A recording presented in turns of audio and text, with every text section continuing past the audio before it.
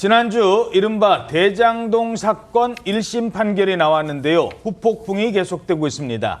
일단 법원 어떤 판단을 내렸죠? 네, 1심 법원은 대장동 일당 5명에게 모두 실형을 선고하고 법정 구속했습니다.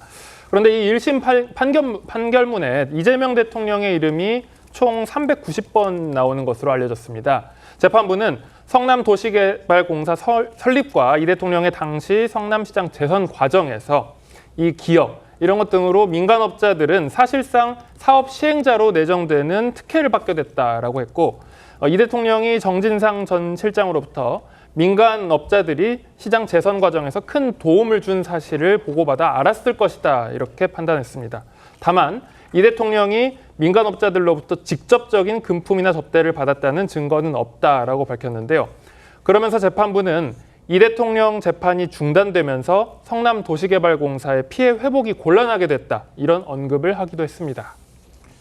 자, 이 대통령의 이름이 등장하는 판결문, 이걸 놓고 정치권에서 상반된 해석이 나오고 있다고요? 그렇습니다. 이재명 대통령에 대한 부분은 이 판결문 초반에서 주석으로 이재명 대통령 그리고 정진상 전 실장의 공모 가담 여부에 대해서는 직접적으로 설시하지 않겠다라는 입장이 나왔지만 그 판결문 안에서 보면은 과연 재판부의 의중이 무엇이고 어떤 내용을 전제로 하고 있는지에 대해서 양당에서 해석하는 입장이 갈리고 있는 겁니다.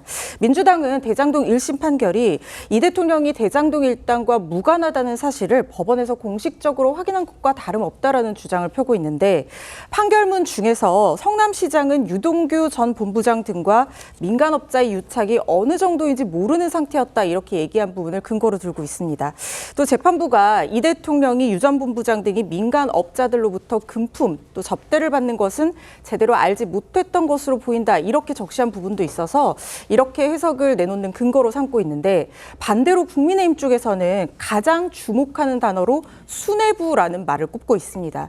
유 전 본부장은 성남시 수뇌부가 주요 결정을 내리는 데 조율한 중간 관리자 역할을 한 것으로 보인다, 이런 내용이 여러 부분에 등장하면서 수뇌부라는 단어가 반복이 되는데, 장동혁 대표는 이 대통령이 스스로 대장동 설계자다라고 인정한 점들을 근거로 해서 수뇌부는 결국에는 이재명 대통령을 지칭하는 말이나 다름없다, 그래서 가장 중한형이 선고돼야 한다, 이렇게 주장하고 있는 상황입니다.